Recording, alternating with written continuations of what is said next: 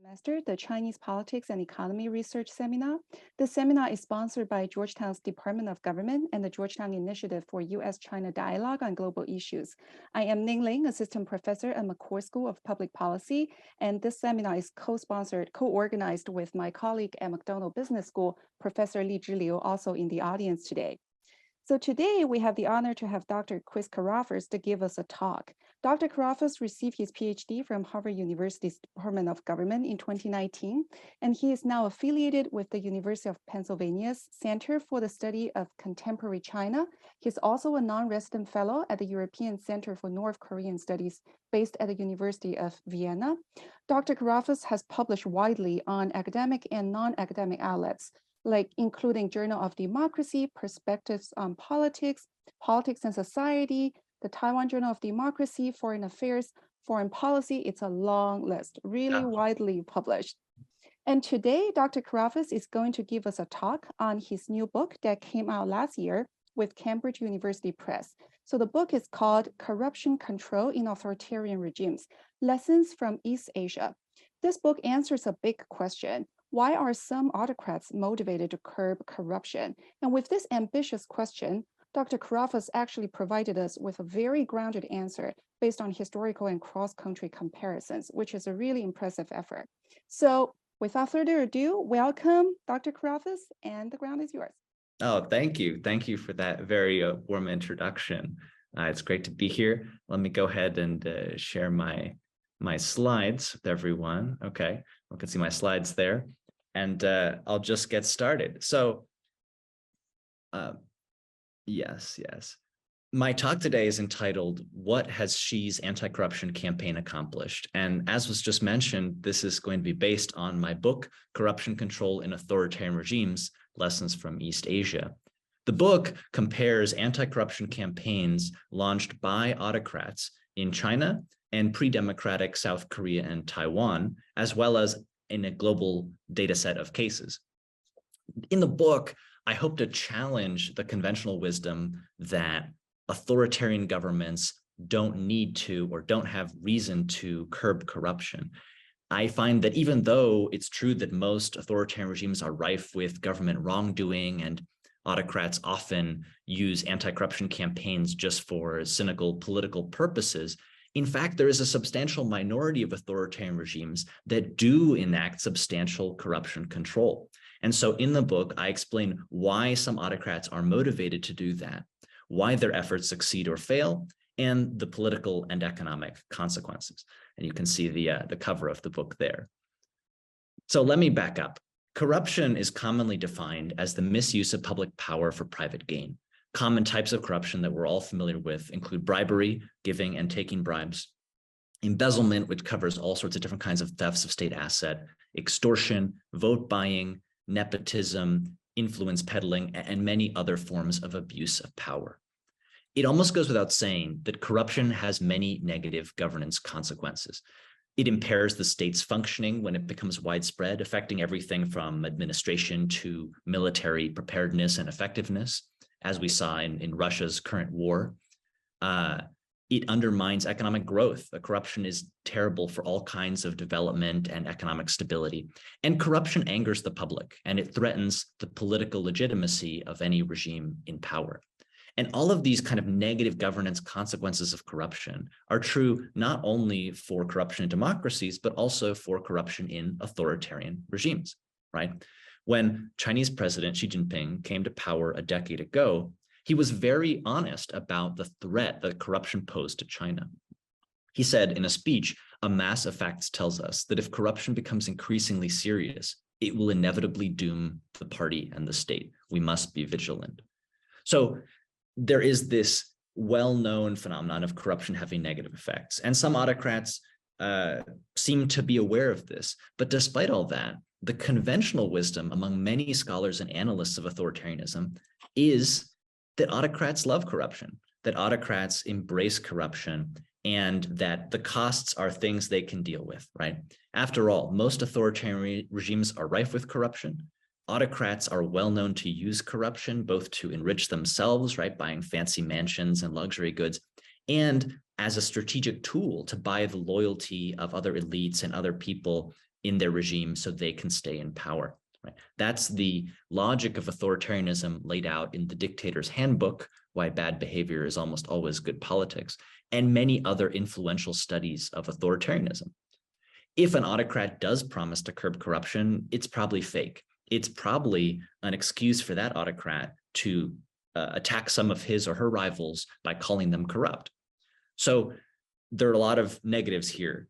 And to add on to them, even if an autocrat wanted to curb corruption, right, what we learn from the literature about corruption control is that they probably couldn't even manage it. Because the key to curbing corruption, corruption studies teaches us, is strong democratic institutions, right? When you have the rule of law, competitive elections, checks and balances, and civil society that is active and that can check government, all of this constrains government power and creates accountability mechanisms that disincentivize and ultimately reduce the phenomenon of corruption. Now, autocrats, they're not going to allow these things, right? They reject democratic features of governance. They don't want an independent judiciary telling them what they can and can't do. And they definitely don't want to see scenes like this one from South Korea in late 2016, early 2017, when in a series of demonstrations, millions of Koreans, literally millions of Koreans, took to the streets to protest the corruption of President Park Geun-hye. And they pushed for her impeachment and ultimately ousted this corrupt leader. Now, this is an autocrat's worst nightmare. And so even if autocrats wanted to curb corruption, it would seem that they really don't have good reasons to do so and may not even be able to do so. So that's very much how I would characterize most thinking on authoritarianism most of the time. However, my research shows that, in fact, a significant minority of authoritarian regimes do sometimes enact corruption control. And I find that to be especially true in East Asia, right? In a global examination of this topic, where I looked at 40 anti-corruption campaigns launched by autocrats in recent decades, I found that in at least 10 cases, autocrats were successful in enacting substantive reforms that did reduce corruption in those countries, right? Here are just some of those cases I'm talking about. You can see that many different authoritarian regimes, communist, non-communist, military, and civilian, have at different times tried to curb corruption. In many cases, their efforts have failed, but in some cases, their efforts have succeeded. Probably the best known case here that we're looking at is that of Singapore under Prime Minister Lee Kuan Yew. Many people outside of Singapore see, and actually some inside of Singapore as well, see Lee Kuan Yew as having been a rare enlightened autocrat who curbed corruption well and rapidly developed this city-state, even though he was an autocrat. And there's some truth to that, but what I want to suggest is that this phenomenon of autocrats curbing corruption is more than just a Singaporean fluke and deserves our broader theoretical attention. So that leads me to the main questions that I ask in the dissertation that I want to talk about today. What motivates some autocrats to curb corruption? Why do their anti-corruption efforts succeed or fail? And what are the economic and political consequences of these kinds of anti-corruption efforts? And I'm going to make 3 arguments. So first, I'm going to argue that autocrats often pursue corruption control to strengthen the state apparatus, right? Corruption undermines state capacity, of course, this we know. And many autocrats are okay with that. They can swallow those costs because they and their cronies keep getting rich. But when state capacity is weakened, this leaves autocrats vulnerable to certain kinds of foreign or domestic threats. And so when there's a kind of crisis that threatens the autocrat in a particular way, state building is a necessary response. And I find it's in those situations that autocrats turn to corruption control because they realize they need to clean up their act to save their regime. So even though autocrats aren't openly susceptible to free and fair elections, there could still be a rationale for autocrats to need to curb corruption to strengthen the state apparatus. Secondly, I find that anti-corruption efforts succeed when autocrats are motivated with the motivation that I just mentioned, and in addition, have the discretionary power necessary to enforce those anti-corruption reforms. So what is discretionary power? Well, I define discretionary power as a leader's broad control over regime operations and the ability of a leader to act unilaterally without constraints. And this sounds very dictatorial because it is. It turns out that it's almost necessary for an autocrat to have this kind of power in order to enforce corruption control, because corruption control threatens the interests of the regime and the elites, right? There are always entrenched interests in a regime that want to continue engaging in corruption in ways that hurt the regime overall. So when a leader is strong enough to force those elites to change their ways, that's often where corruption control comes from. Because in an authoritarian regime, it can't come from the people because the people don't have that kind of voice. So it has to come from a powerful leader. Now, power centralization of this kind generally makes government worse. But what I'm pointing to is the fact that when you have a reformist autocrat, the reformer can often draw on this same sort of well of strength to use his or her discretionary power to enforce reform. So reform agendas often come from the kind of autocrats who, if they were not reformers, would be among the worst possible leaders. So this is the sort of complexity behind discretionary power, but I find that it's a very important variable in helping to curb corruption. So if corruption succeeds, if anti-corruption succeeds rather, my third argument is that this has important consequences for authoritarian regimes. I find that regimes in which autocrats successfully reduce corruption have better governance, they have better legitimacy, and their authoritarian regime durability is increased.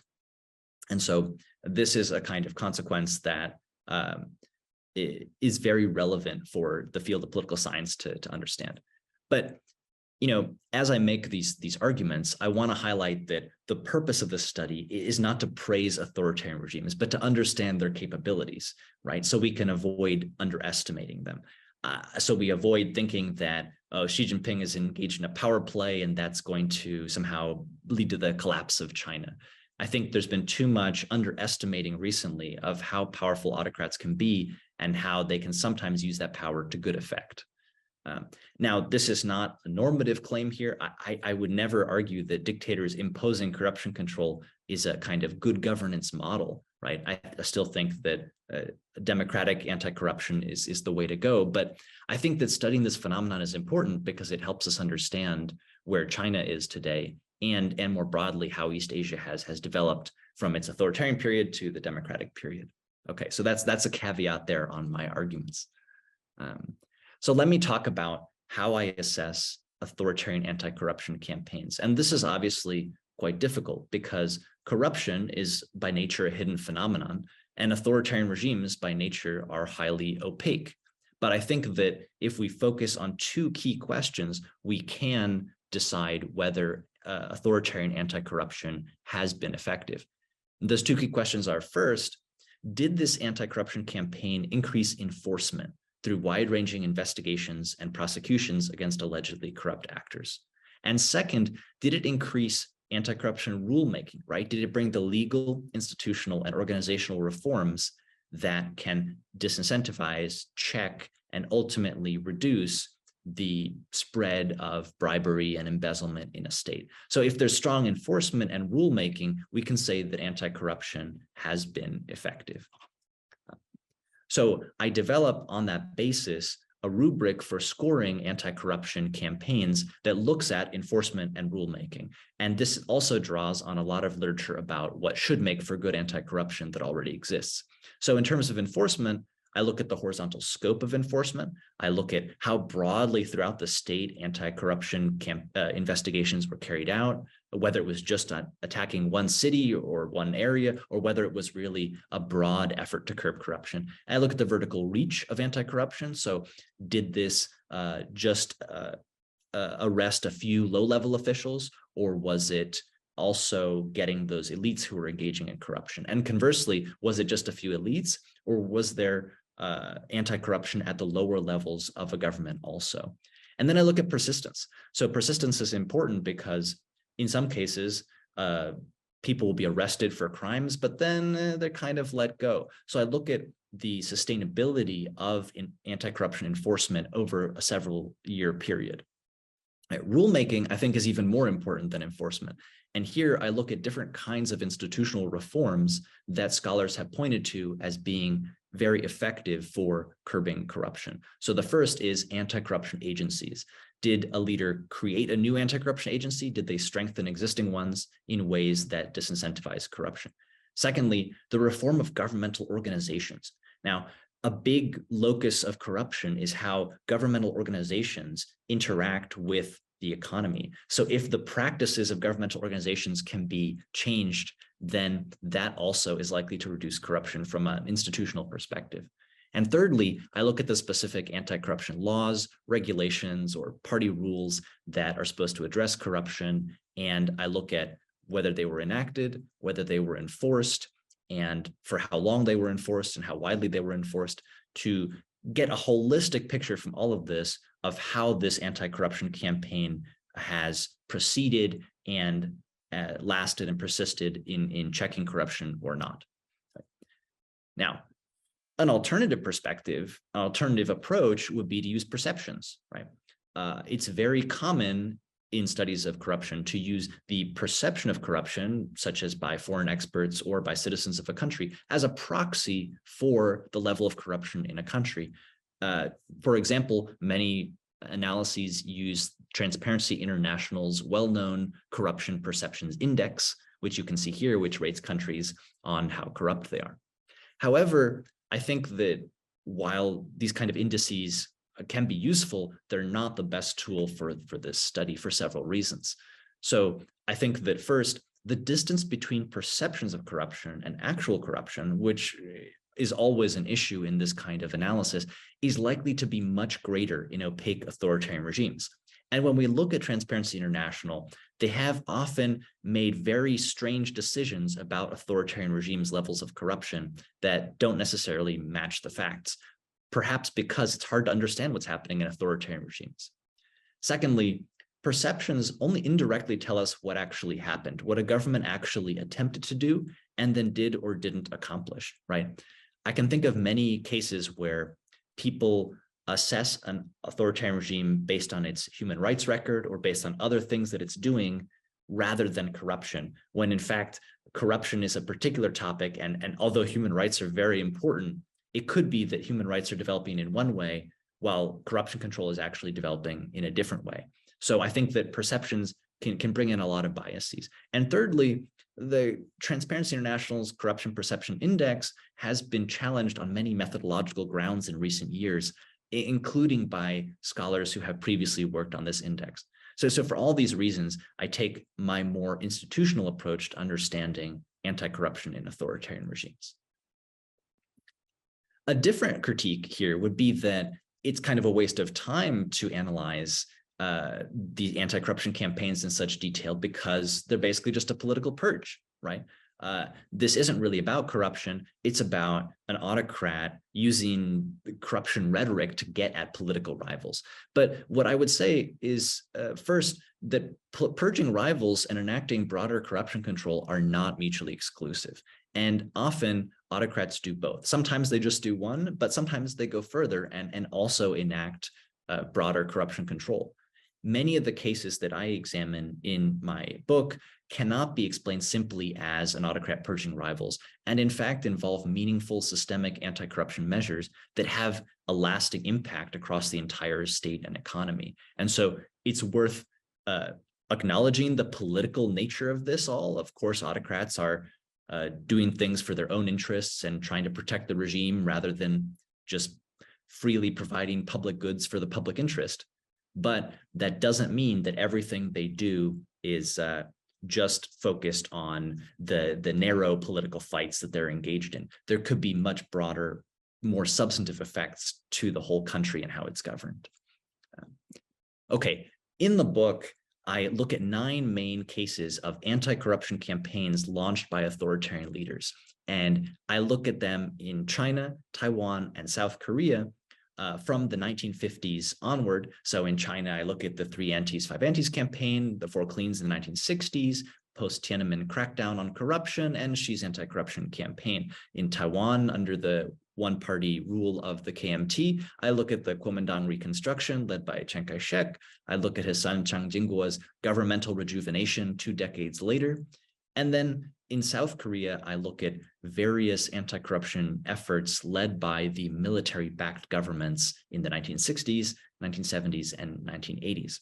And for the China experts among you, you may be looking at these campaigns I've listed here under China and thinking, but these aren't anti-corruption campaigns. They involved a lot of other things. And that's definitely true. I find that rarely does an anti-corruption campaign just focus on corruption. In fact, most of the time, anti-corruption is combined with some other kind of motive or a broader state-building agenda. And I include things as anti-corruption campaigns in this study when there is a surge of investigation and prosecution into economic crimes in particular. And that's something that does occur in each of these cases. And then I assess whether it was successful or not. So I have a kind of expansive view of what makes for an anti-corruption campaign. So I did a lot of research for these cases, and in the book in general, I conducted 16 months of in-country research in China, South Korea, and Taiwan between 2015 and 2019, thankfully just before the pandemic. I drew on Chinese and Korean language written materials from more than 20 archival collections, libraries, government collections in East Asia, in these 3 countries I mentioned, and in the United States.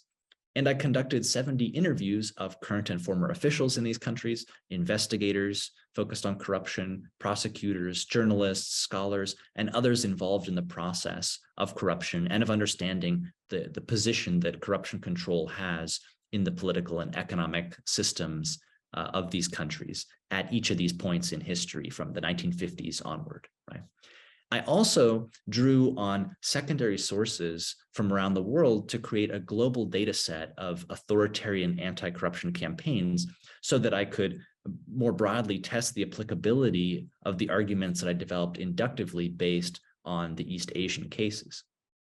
And I think that's the first kind of global data set focused on this topic in particular. Here are some of the written sources that I used in Chinese and Korean, and a Korean gentleman who agreed to be interviewed about his participation in anti-corruption protests back in the authoritarian period.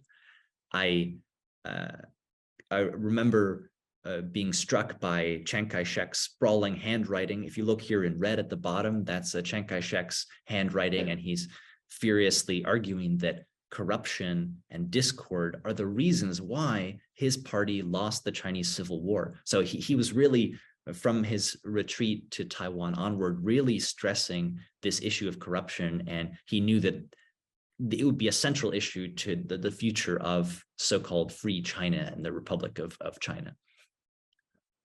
Let me turn now to the main topic that I want to talk about, and that's Xi's anti-corruption campaign. This campaign, which Xi launched soon after coming to power, was Xi's signature domestic policy really throughout his first 2 terms, and it remains ongoing and in some ways has even expanded in recent years now that Xi has begun his 3rd term. And this campaign has affected every province, government bureau, and economic sector in China.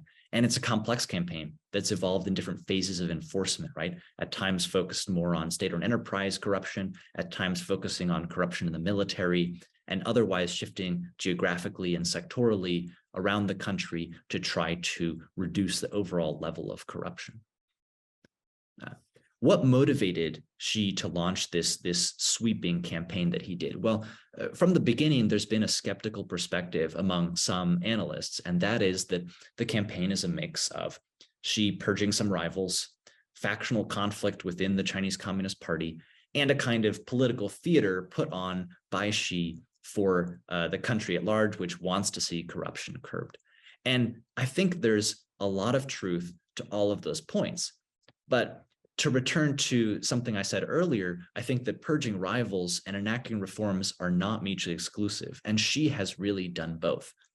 If we just see purging rivals or consolidating personal power as an explanation, as a motive for this campaign, it really doesn't explain the persistence of the campaign and the substantial effects that the campaign has had on party and state institutions over the last decade.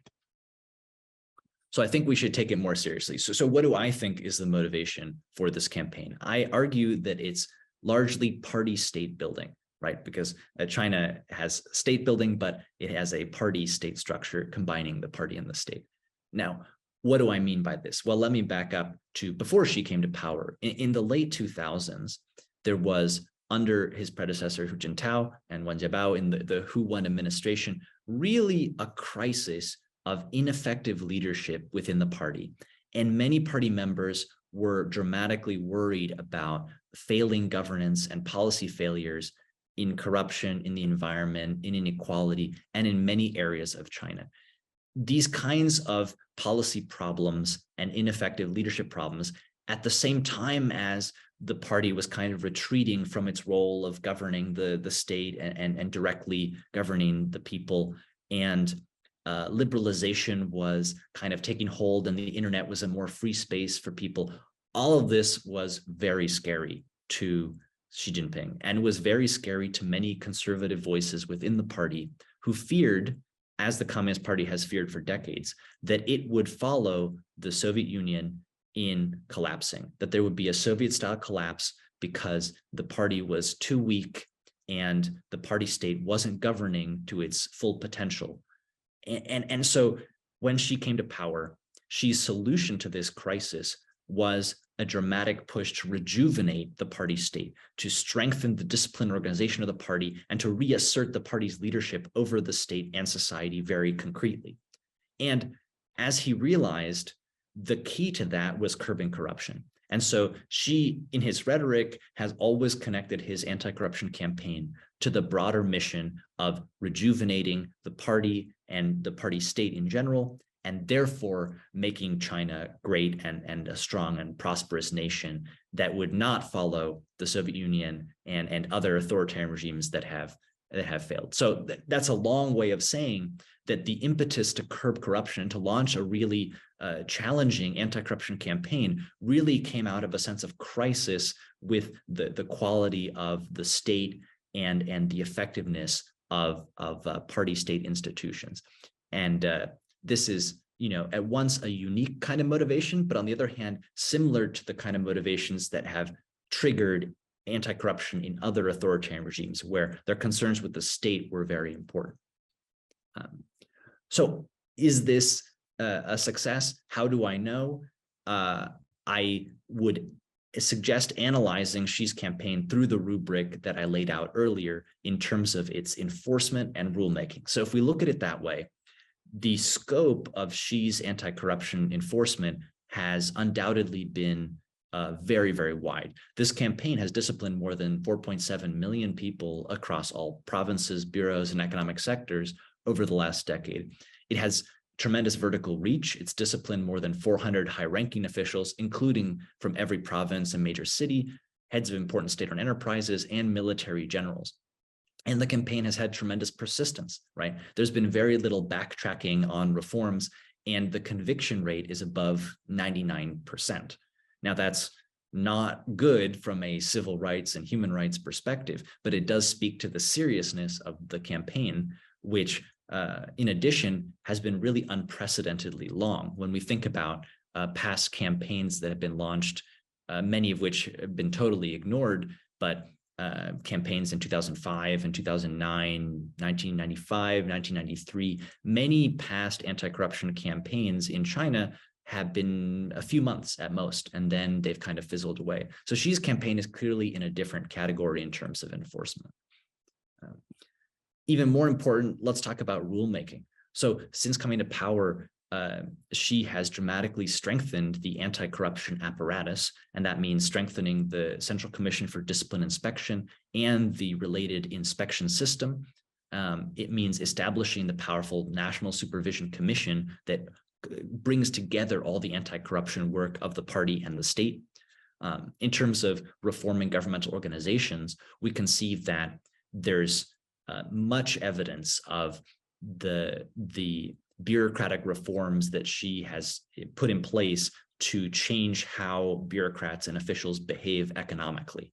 So there's economic evidence of reduced corruption in land transactions, in luxury goods sales, in car sales, in how businesses are registered, in how businesses use their travel expenses. From many specific sectors, we see evidence of really significant changed behavior.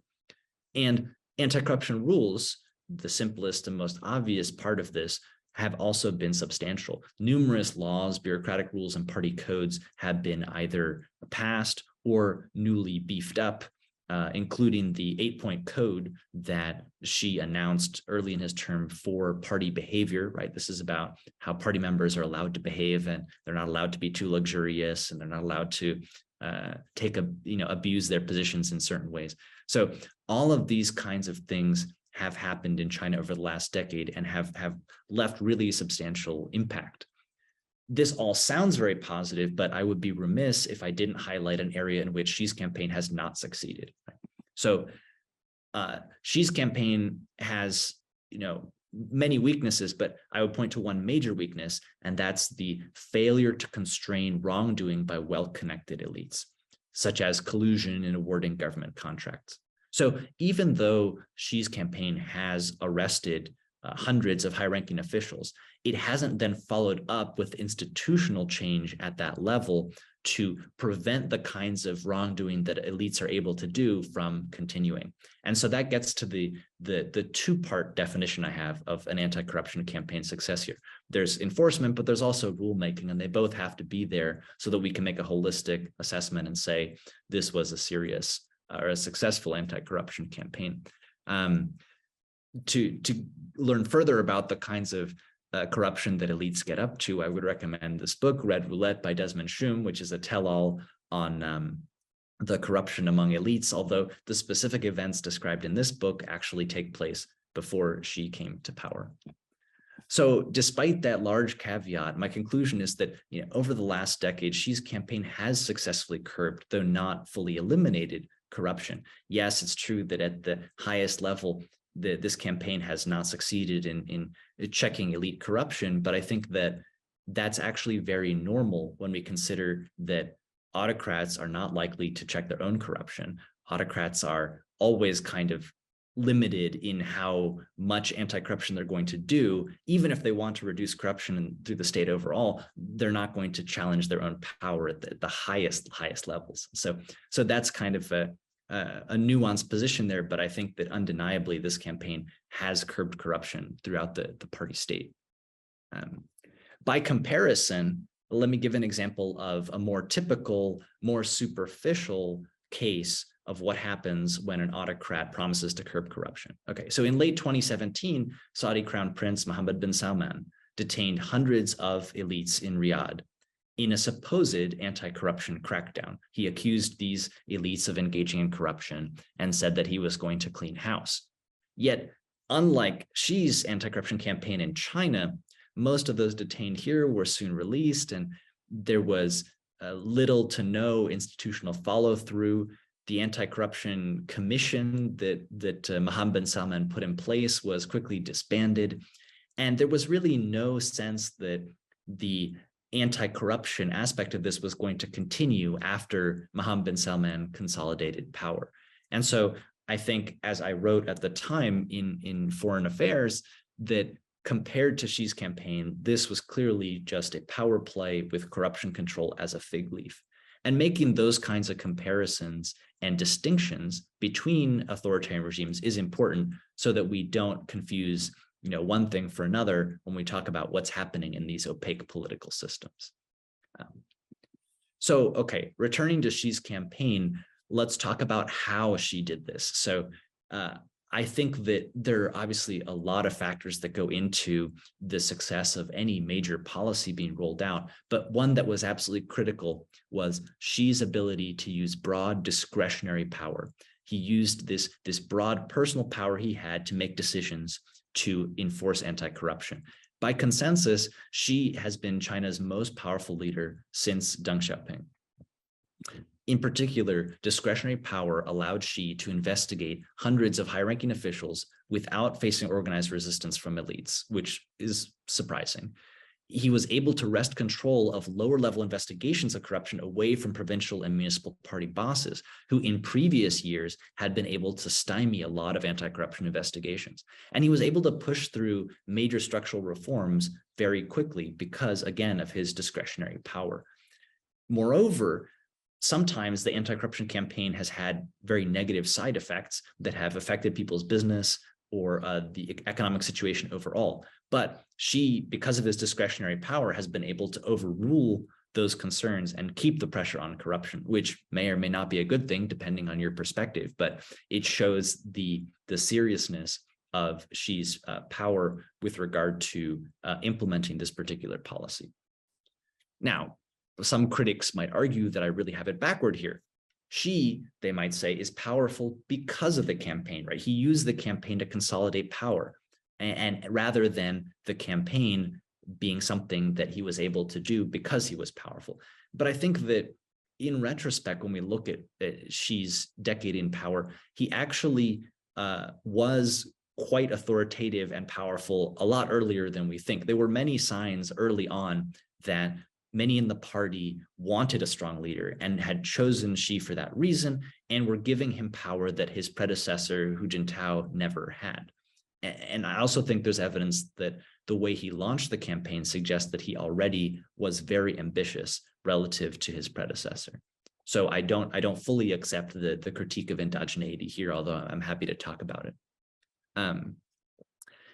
As Xi carried out this anti-corruption from a position of authority, I find that he used really what I describe as a distinct authoritarian anti-corruption playbook.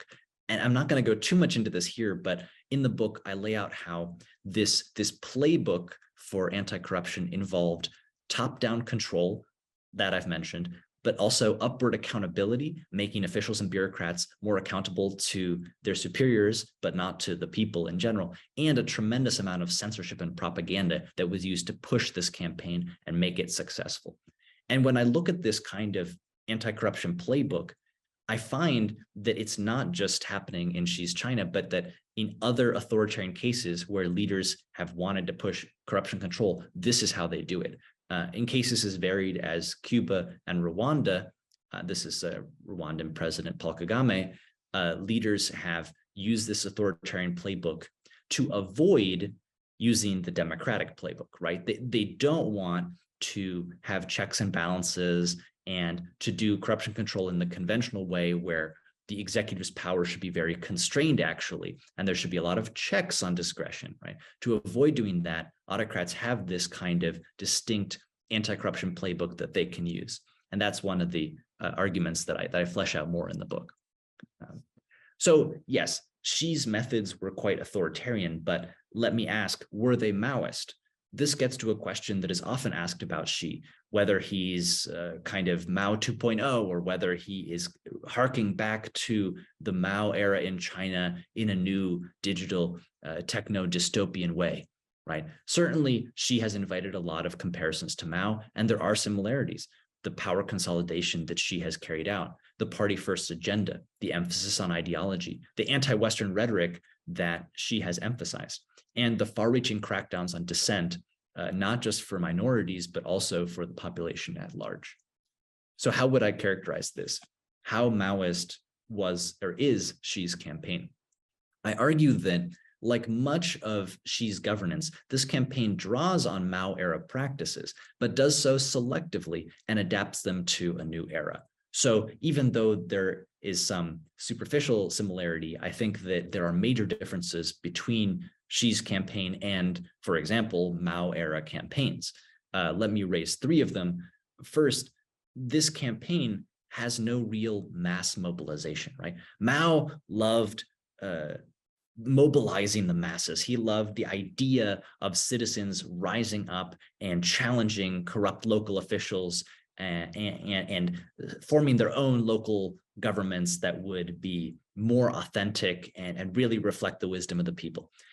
Now, Xi may talk about this kind of thing and he may sing red songs, but in fact, he does not want this at all. His campaign is very top-down and very controlled.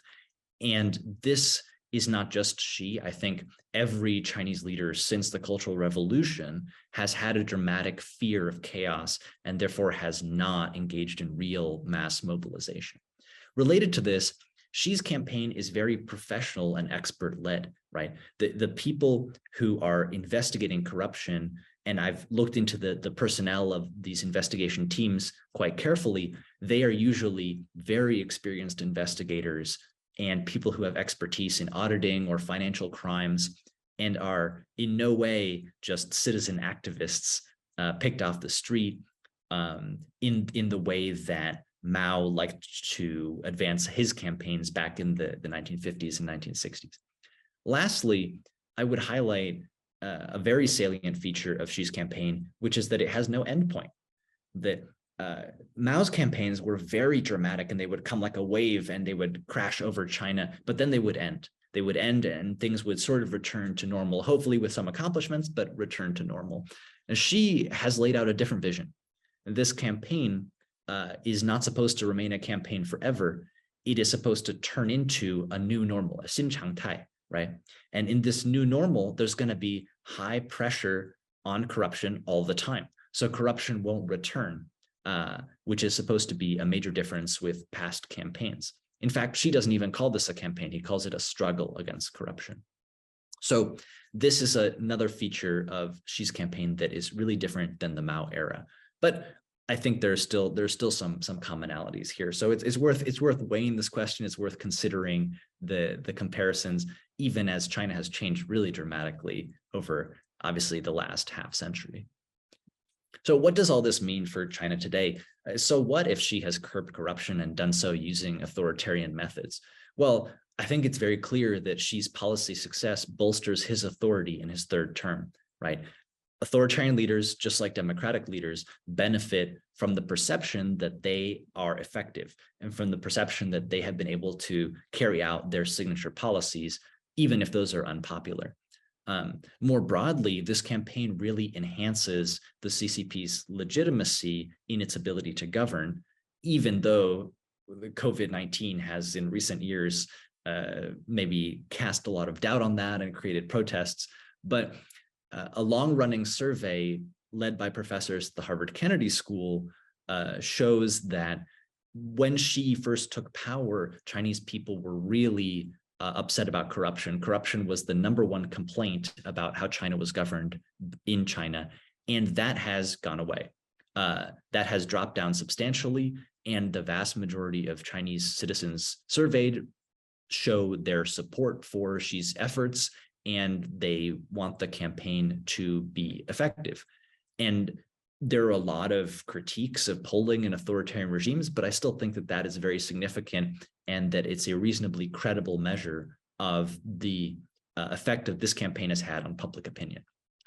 So what this all points to is that there may be no contradiction in the near term between greater authoritarianism in China and regime strength. So unfortunately, we may be seeing China developing in a more authoritarian way even than it has been in the past, and also being a stronger regime. So this anti-corruption has succeeded in strengthening the party's organization and discipline, which has implications for how China is governed.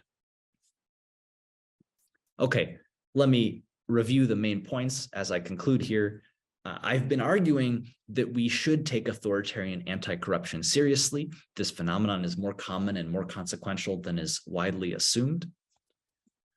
I've argued that autocrats are motivated to curb corruption when they need to strengthen the state or party state, and that they succeed if they have that motivation, but also the discretionary power necessary to enforce reforms, right? There are many cases in which autocrats who were constrained by other elites were unable to push those reforms forward, even though they were motivated to curb corruption themselves, because of course, many people in authoritarian regimes have incentives, financial and personal, to continue engaging in corruption. So that discretionary power turns out to be a very critical variable.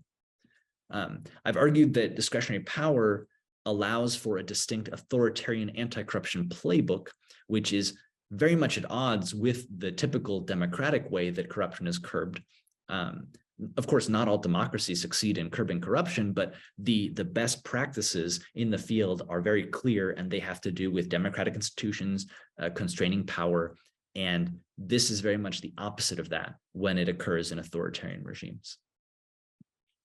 And lastly, curbing corruption can have dramatic consequences for authoritarian regimes. It can improve governance and legitimacy, and it can therefore increase authoritarian regime durability. So what this means theoretically is that it's really wrong to say, as scholars have sometimes argued, that bad behavior is almost always good politics, right? There's this idea that autocrats acting deviously and stealing as much as they can is always the right play because they're not constrained by elections. But in fact, corruption has costs, as I discussed right at the beginning of this talk, and curbing corruption can also be something that benefits an autocratic leader. I have a lot of related research to this book project, or to this book now, that's come out in lots of different outlets. In my article, Taking Authoritarian Anti-Corruption Reform Seriously, I give an article-length version of the book and also focus more on the particular methodology I use to assess anti-corruption success or failure. In From Corruption Control to Everything Control, the Widening Use of Inspections in Xi's China, I focus on this particular institution of inspections in China, these inspection teams sent out to local areas to make sure that people are not betraying the interests of the central government. And I argue that Xi has dramatically strengthened these inspections in order to fight corruption, but that having done that, he's found inspections useful to control everything, to make sure that every other kind of policy is also being followed throughout the country according to the wishes of the central government. And that's been a kind of evolution from early in Xi's term to later in Xi's term. The focus on corruption giving way to a focus on just enforcing everything. In The Autocrat's Corruption Dilemma, a different piece, I take a more theoretical look at this topic, and I argue that while we tend to think of corruption as benefiting autocrats quite a bit, in fact, it has costs and it weakens their state in ways that can come back to bite them. And what that means is that really we need to consider that for an autocrat, corruption is a dilemma. They can engage in corruption. They have the freedom to do so because they're not constrained, but doing so may bring negative results in the medium to long term. And so this is something autocrats have to weigh more evenly than we think. In The Rise and Fall of Anti-Corruption in North Korea, this other piece, I use some little-known North Korean archives to dig into the history of anti-corruption in North Korea, which turns out to be very important for its political economy. I look at the little-known anti-corruption campaigns launched by Kim Il-sung back in the 1950s and argue that they contributed to North Korea's rapid economic growth in the 50s, 60s, and 70s. But that in the 1990s, there was a kind of systemic crisis that forced the regime to start relying more on corruption, and that today we think of North Korea as one of the most corrupt governments in the world, and it is, but that actually is not the way it's always been. It's a result of a crisis in the 1990s when North Korea lost the support of the Soviet Union and there was a famine, and corruption became the new modus operandi for the regime and really allowed it to survive. And lastly, in the surprising instability of competitive authoritarianism, I look at this category of authoritarian regimes that emerged at the end of the Cold War, where some authoritarian regimes were democratizing, but they got stuck halfway through and ended up being authoritarian regimes with some competitive characteristics like semi-competitive elections. This was at the time discussed as a kind of new durable form of authoritarianism. But what I find in this article is that, in fact, many of these regimes turned out to be very unstable, and many of them fell apart, 1 or 2 decades after they were formed.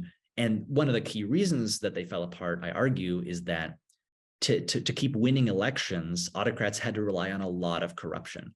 And so autocrats were using corruption to win elections, and eventually the people turned on them and they lost those elections that they were supposed to be able to rig.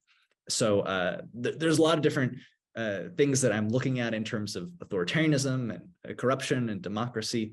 And I hope you've enjoyed this talk. Thank you for being with me, and happy to take any questions or to discuss further. Thank you so much, Chris. Let me stop the slide sharing. Thanks for such a comprehensive book talk. We learned a lot. So I'm opening up to questions. Anyone in the audience first? It's okay. It's a lot to process. Just all these things. So where to start? Yeah. Any questions? Fine. Okay. Yu Hua. Hello. Yeah, so this is Yuhua, and thank you so much for the wonderful presentation.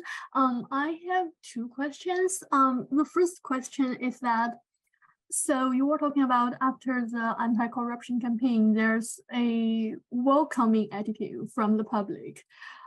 So do you think there is a difference between the attitude towards maybe local bureaucratic political power to the attitude towards central government?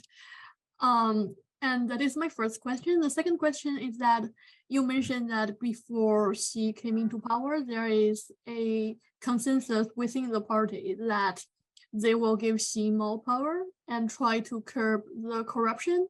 Can you elaborate a little bit on that point? Thank you. Sure. Great. Thank you for those questions. Yes, I think that in China for many decades, scholars have noted that the public has different attitudes towards local officials and toward the central leadership. And this is partly by design, that the government wants it to be this way. The government wants people to blame local officials for everything that goes wrong, even though some of the things that local officials are doing are because of the structural incentives provided by the central government. And I think that, by taking firm control of this campaign, she wanted to give the message that the central government is with you. The central government knows corruption is a problem and is going to address it. And so the real challenge is just making sure we get down to the local levels to get rid of official corruption that's affecting you in your day-to-day life with those local cadres. Now, I think that kind of covers up the fact that a lot of the problems in local governance in China really come from structural issues at the national level. China is difficult to govern. It is difficult to manage such a large country with all of these different places that are so far from Beijing. But I think that's something of a tactic that the government has done. But the true measure of this campaign will be whether people are happier with local government and still respect the central government as acting in their interest. On your second question, I didn't mean to imply that there was full consensus in the party that people wanted to elect Xi Jinping and to give him more power. I think that some people did want to do that. And other scholars, such as Joseph Fewsmith, have pointed to the Bo Xilai incident in particular as sort of alerting some CCP members to the danger of chaos in the central leadership. And so Xi Jinping, according to Fewsmith, was able to use this kind of incident to say, see, we need to have a strong central leadership. Our government doesn't work without a strong central leadership. And so I think that did help. I think also the fact that Hu Jintao was seen as ineffective strengthened Xi afterward, because when we look at retirement, previous Chinese leaders had retired in a staggered way. So Deng Xiaoping, he retired, but he retained a lot of influence. He retained control of the Central Military Commission. And actually Jiang Zemin did that too, to some degree, after he left. But Hu Jintao had a naked retirement. It's called a naked retirement, right? When he retired, he really retired. And his influence dramatically declined, and he didn't retain any positions of power. So this left Xi a much more open field to consolidate power very quickly and to use what some Chinese people wished, was an opportunity for bold reform, to push his vision of bold reform, right? So I think that's sort of what happened, but it is very opaque, and nobody really knows exactly all the things happening in the Chinese elite. Thank you. Sure. And then next we have Yue. Thank you for your lecture. I'm Wu Yue, the first year MPP at McCourt, and I have two questions. The first is you mentioned that the incentive is not just the purging rivals. The purging rivals and enacting reforms are not exclusive. I'm thinking, is there a time factor? Like in the early stage, there's more like the enacting the reforms, and when it comes to the end, they become much more like to purge the rivals. And the second question is that I'm curious about how to measure the true corruption, because you mentioned that there's no endpoint about this anti-corruption movement and it would be normalized. So is this become a more effective movement to for these anti-corruptions? It's just like political signatures in the future, and that's all. Oh, great questions. Thank you. So is there like a proper order of doing things? In fact, I think it's often sort of the opposite of what you say, where the first thing a leader needs to do is purge any rivals, right? That's to be priority number one, because any rivals might stand in the way of further anti-corruption. Now, not all rivals are policy rivals. Sometimes a rival is just a personal rival and it doesn't have a different policy opinion, but they could be rivals with different policy opinions. So typically what I see is an autocrat saying, I'm going to curb corruption, and then they purge some rivals, and then that's it. They're done. They don't actually curb corruption because actually they rely on corruption and they enjoy it too much. And, there's it. But so what I'm pointing out is that sometimes the anti-corruption continues, and then you see the more significant reforms. And part of this is just that if a campaign is very short, you also can't measure whether the reforms were successful because you can't see that they remained enforced, whether rules continued to be enacted, right? Like if she passed anti-corruption rule, but then 2 years later it's forgotten, that's not serious anti-corruption. It needs to continue to be enacted to really change the incentives, because you have to change the incentives of bureaucrats and officials. So yeah, I don't see the time way, the question of order exactly the same way, but it is something to consider because these campaigns are really long and they have different phases. And I think she has continued to make some very political moves in recent years that show, he's still putting a lot of political energy into attacking some people for corruption. On the question of how to measure sort of true corruption, I think that's really, really difficult. There is, I think, no way to just measure corruption itself. I think there are basically three approaches. There's sort of the economic approach where you say, oh, if we assume waste is kind of related to corruption, or if we assume this kind of thing is corruption, then we can estimate corruption. Okay, that's one thing. It's very technical. Then there's the perception approach, which I talked about earlier, people using perceptions as a proxy for corruption. That has some strengths. I do look at those things, but I don't rely on them. And then there's a kind of institutional approach, and that's what I do, where I look at the anti-corruption institutions and the things they do against corruption, right? The legal data on how many people are arrested and the economic data also, but really the institutional changes in the anti-corruption agencies and so forth. And I say, okay, all these anti-corruption moves, if they're done the right way, they should in theory be reducing corruption.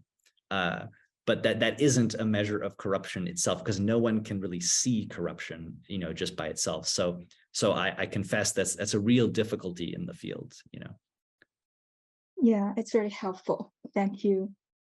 Sure. Thanks. And then we have Jianing at the next. Hi, Christopher. My name is Jianing, and my question is about the legitimacy. You mentioned that this anti-corruption movement actually enhanced she's personal legitimacy or the CCP's legitimacy in China. But for such kind of anti-corruption movement, it may have its side effect for example, people may realize how corrupted the government now is and lose their confidence about this government right now. So I think CCP might know that. And what does CCP do, or what kind of methods they use to avoid, that most people will realize how corrupted our government is, since they really after they say the tiger and the flyer movement, they really have they in their propaganda, they emphasize how large the amount of money this officer had received illegally. That's really insane number. So yeah, I just wondering how the government will avoid such kind of side effect for itself. Right.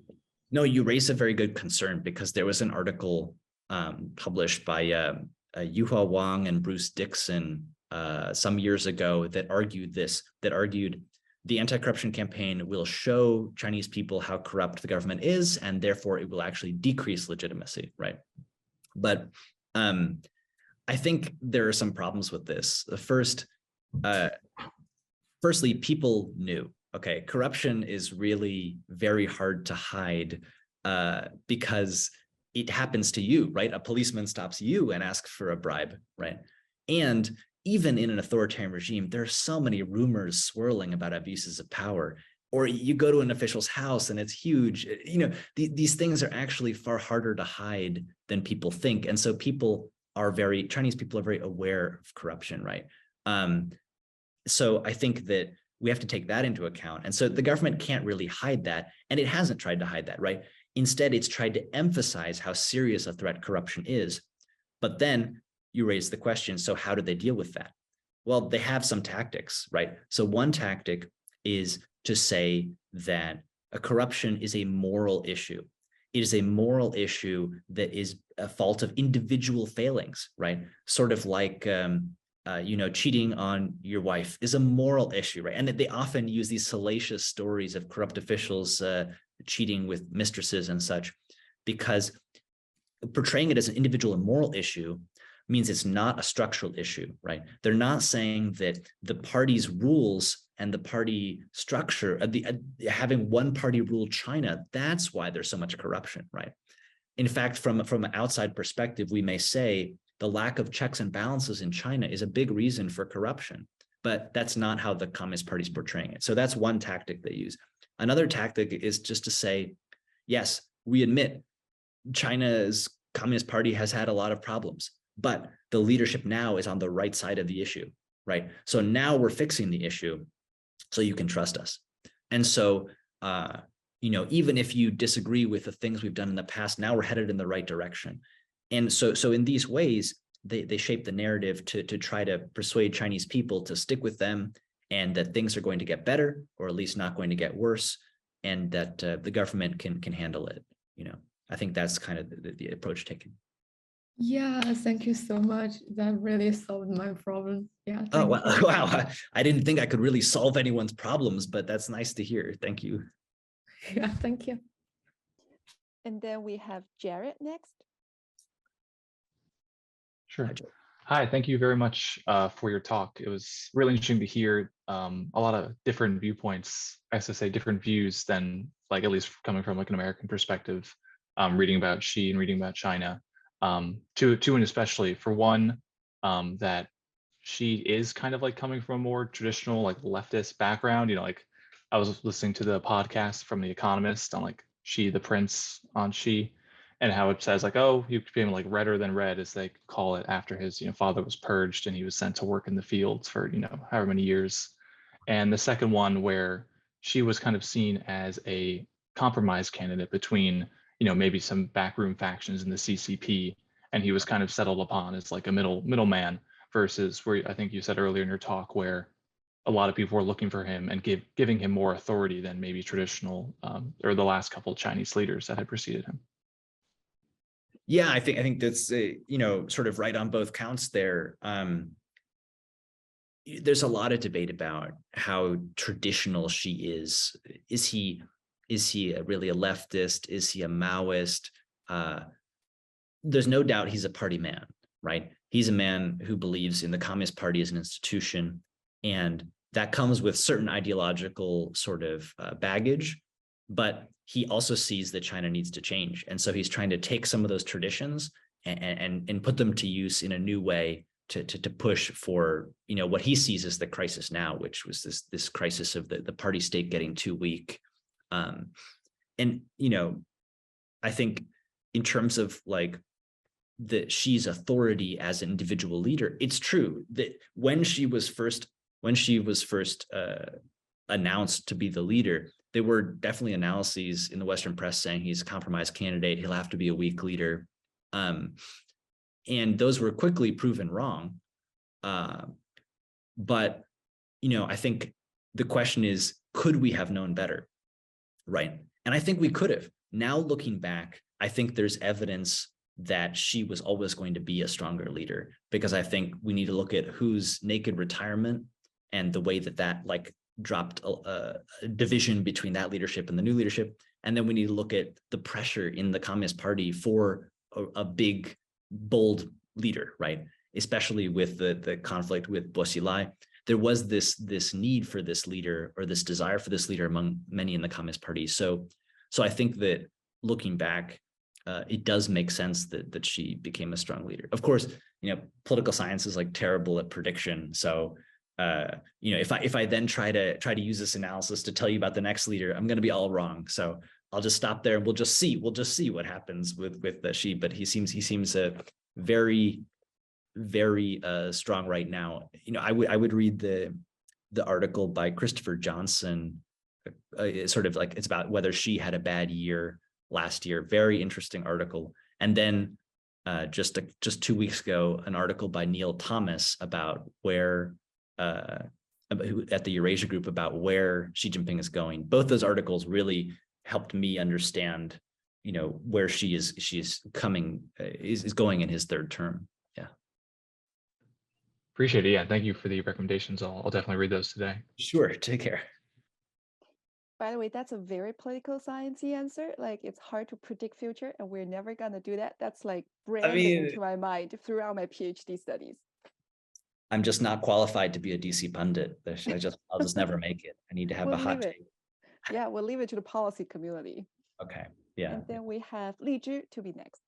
Yeah, Chris, thank you so much for the great talk and great research. I especially like the way you take on the past literature and how to correct some of the stereotypes that sometimes academic research has about anti-corruption campaigns in authoritarian countries. So I have 3 questions. So hopefully, if you have time to address it, I will really appreciate that. So the first question is just from my own knowledge, in your research, you find that at least in all these like Asian countries you studied, you find that there's a 25% of the success rate in anti-corruption campaign. So I wonder in democracies whether there's a comparable ratio, whether in democracies there's a higher rate of success in terms of anti-corruption campaign, because I think one thing maybe a advantage or disadvantage of anti-corruption campaign in democracies could be that there's so many constraints, usually make them move very slowly. So I wonder if that's the case, and how do we think about the success rate? Should we think about it as, you know, a big number or like it's small? So I just want to have some comparison there. The next 2 questions are more theoretical. Actually, it's not just about China, but authoritarian countries in general. So the first question is, we know that a big question facing authoritarian country is who guards the guardians. So basically the leaders have a lot of power, but they face very limited constraints. But when anti-corruption campaign started, there's always a question about, you know, the supreme leader or like the top leadership themselves may not be immune from corruption. But once you want to make the anti-corruption campaign really credible, you need to essentially create a wall between the top leaders and probably the lower level bureaucrats to make sure this anti-corruption campaign would not affect the supreme leader. So I wonder if there's any technique to establish such a war or like a way to protect the leaders while still make these anti-corruption campaigns really credible in authoritarian regimes. The second question is about this idea about violence, right, in authoritarian anti-corruption efforts, because, for example, Doug North, Baron Weingast, Gary Cox, they wrote about this violence trap in human history. Basically, the reason why it is so difficult to start economic and political reforms in most of the developing countries is that usually the rent is distributed in a way across elites in order to preempt the possibility that these elites will go against the leader or the autocrat or just the leader in general. So essentially, if you use any of the economic reforms, anti-corruption campaign to be example, to take away this economic rents, that usually will increase the likelihood of a coup, because the elites who, after taking rents from them, they still have the violence potential, so they may go against the leader. So I wonder, when autocrats are having this anti-corruption campaign, is there any technique they also use to reduce the violence that might be associated with anti-corruption campaign as a consequence? Great. Thank you for these questions. Yes, some real political science questions here. Yes, okay. So let me talk about this success rate. You know, this is something I struggle with in the book because I want to emphasize that this phenomenon of authoritarian anti-corruption is real and substantial enough for us to focus on.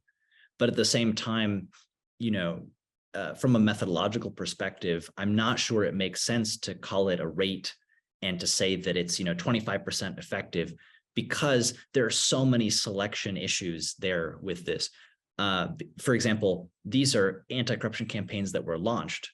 So what about all the autocrats who don't even launch anti-corruption campaigns, And then in democracies, anti-corruption can be pushed by many different actors. So sometimes it's the people pushing for anti-corruption campaign in democracies, and sometimes it isn't. So I actually, take the quite boring position that this isn't a rate and that we shouldn't look at this as 25%. We should just say this is an important phenomenon because of these cases, some of which are important, including China. What does that leave the comparison between democracy and authoritarianism? I think that, overall, scholars are generally clear that in general, democracies have better controls on corruption. It's true that there could be problems getting things done because there are too many veto players, but the veto players sometimes work as checks on each other to constrain corruption. So the different institutions like the media and civil society channel public demands for corruption control and can sometimes check the power of the executive. They can throw out corrupt leaders, incentivizing new leaders to be less corrupt. They can build institutions that will check every leader, like a strong independent judiciary. And so overall, democracies tend to be less corrupt, which is not to say that works in every case, right? But that's a sort of general framework there. What I'm just stressing is that, autocrats are not uniformly corrupt, and there's tremendous variation that we don't explain among authoritarian regimes, right? We get, Singapore and Zimbabwe are both authoritarian regimes in some general sense, but obviously some are run far better than others. Who guards the guardians? Okay, this is a very difficult question. And I think that, well, when Xi or any powerful leader wants to launch anti-corruption, they have to make sure that the anti-corruption inspectors are independent of other authorities who could dilute them. So in the past, many anti-corruption investigations in China have been stymied by local leaders, local party bosses who didn't want to report the corruption in their area. And even if inspectors from the CCDI or from the inspection system came to their area, they would just sort of, not give them the truth, sort of prevent them from doing things. So many autocrats take measures to make their anti-corruption agencies more independent of these other factors, but not independent of the leader. So in a democracy, the key thing is the anti-corruption agency has to be independent of the leader, right? It has to be a separate independent agency. And that's the big concern. Autocrats never allow this, right? I don't know any autocrat who allows an anti-corruption agency to be so independent it could threaten him or her, right? So instead, they have to just settle for this kind of independence. And then you get the problem of, well, okay, what if the inspectors start being corrupt?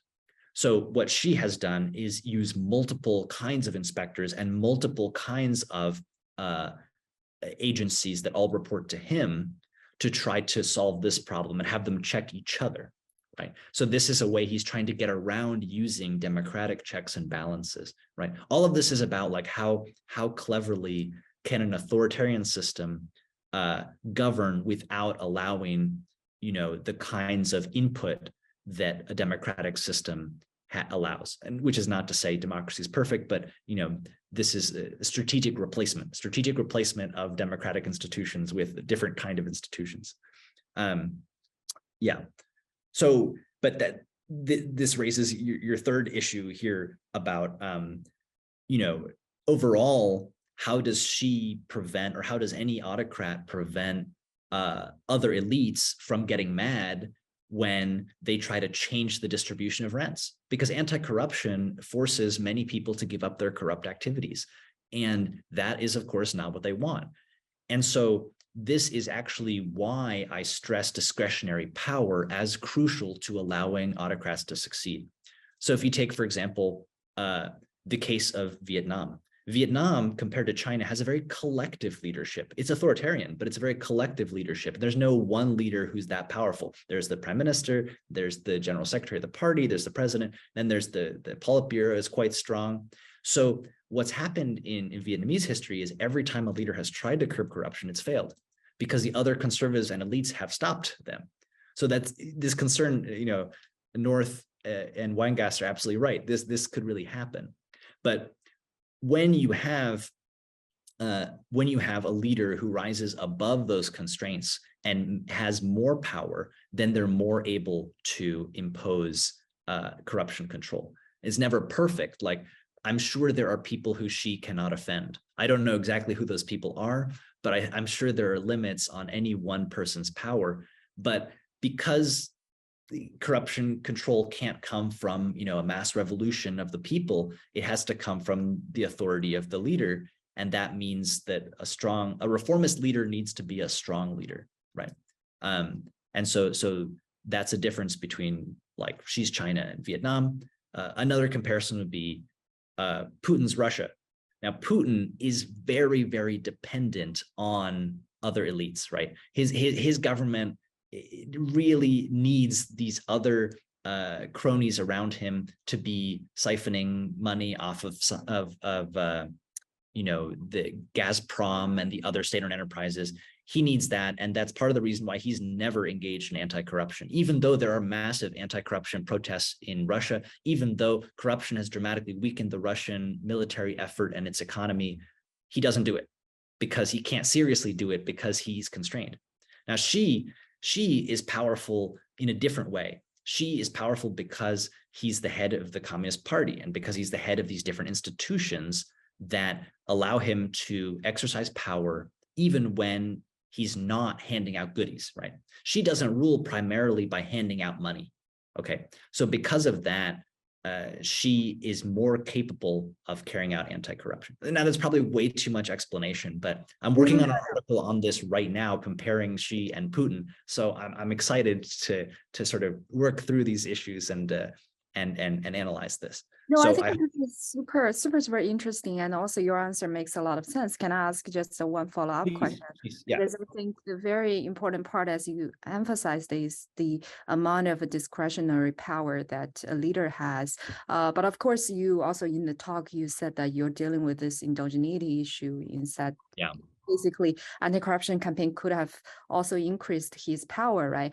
So I wonder if there's any way, because at least in terms of a correlational, you know, research, you can probably find when there is some institutional change in his powers, saying that he, For example, there's a constitutional change, removal of term limits, or some of the major changes that suddenly increase its power. And then there is actually more sort of effort put into anti-corruption campaign. So wonder, maybe there's some way like you can actually get around of this, although not fully to deal with the indigeneity issue, but maybe there will be some ways to at least to show the correlation or.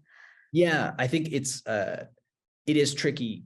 I think if we step back and think about this, though, if anti-corruption campaigns were so effective at helping a leader consolidate power, wouldn't every leader just launch an anti-corruption campaign? I mean, people make it sound like, oh, it's so easy. She launched this anti-corruption campaign and challenged hundreds of officials in his first term, and then he became very powerful. And it's like, wait, but how was he able to do that? What I do in the book is I try to look at the moment the anti-corruption campaign began. And at that moment, I assess the autocrat's ability to do several key things, right? Can they purge rivals unilaterally? Do they monopolize policy decision-making? Do they have, these constraints that are written into the rules or something?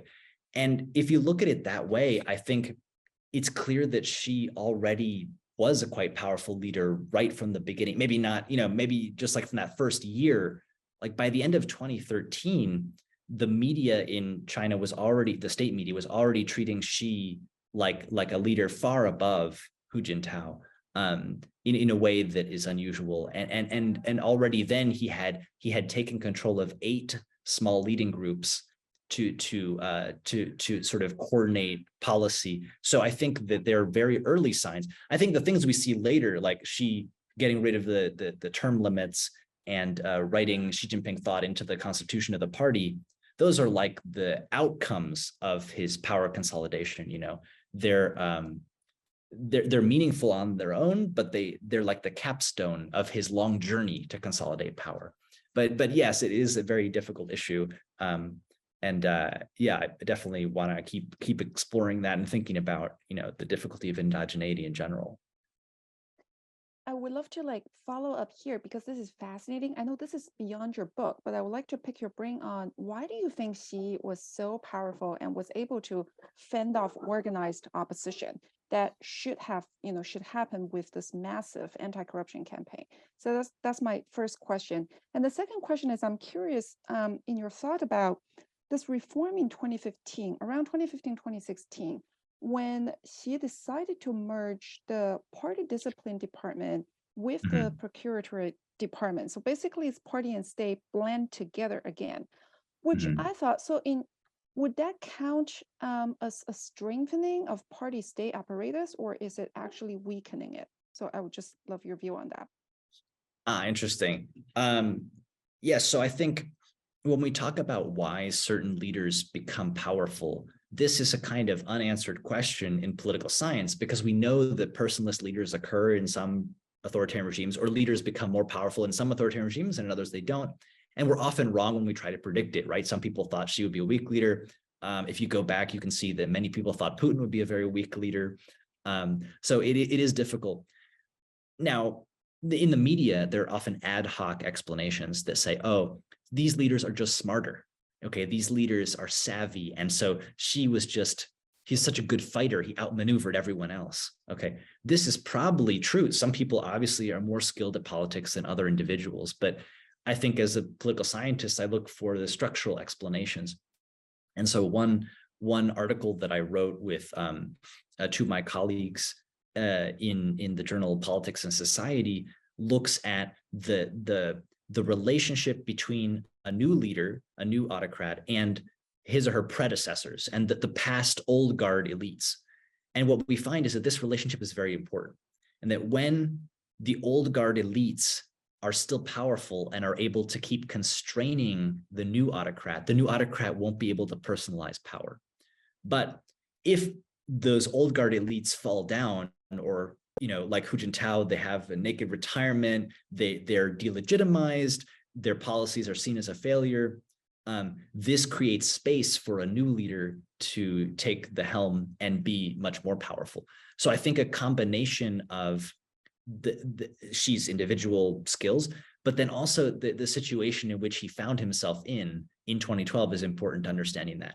The sort of failure of the old guard to still be there to constrain him, and the desire among many in the party for a bold leader combined to allow Xi to have this space, and probably also the moment China was at in terms of its economic growth and its emergence on the world stage. All of these empowered a new leader to take a bold step forward, and I think that's sort of what happened with Xi.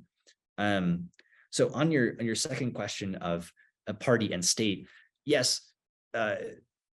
So in the anti-corruption agency space, looking at these different institutions that are kind of anti-corruption agencies in China, several times what Xi has done is combine party and state. And this may seem like it is sort of equal footing for the two. In fact, every time he's done that, it's combining the two and then giving the leadership to the party.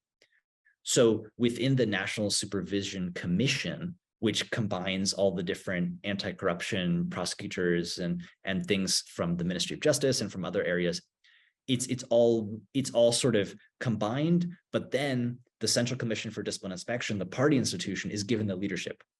And so that continues to be party strengthening. But does it strengthen the party state overall? I think that depends on, your view of what makes something strong. So if you think, oh, a good governance should be decentralized and the party state needs to, give total or maximum autonomy to different regions and to different bureaus and things, then you might not see it as stronger. But I think that this is the vision Xi has for strength, right? Xi sees these broad national powerhouses of agencies as very strong. And so for him, the organization and discipline that provides is how he sees strength. And I kind of see the logic there that this is strengthening that. Now you could argue, oh, it's weakening the state qua state. Yes, because the state is less independent of the party, but it's not actually weakening the personnel or the money or in other ways, like weakening the capacity of the party state. I think about it like that. No, that's great. That's great. So we have 1 more minute. Any more last minute question? We're perfect on time. If not, I want to thank Dr. Kouroufos again for giving us such a wonderful talk, and what a great conversation between him and us. We learned a lot from you. So thank you so much for your time, and thank you for giving us a talk. Thank you. Thank you. This has been great. What a great discussion. Yeah, thanks, everyone. Wonderful. Thank you, everybody. And then we'll see you in the next CPERS. So follow our website.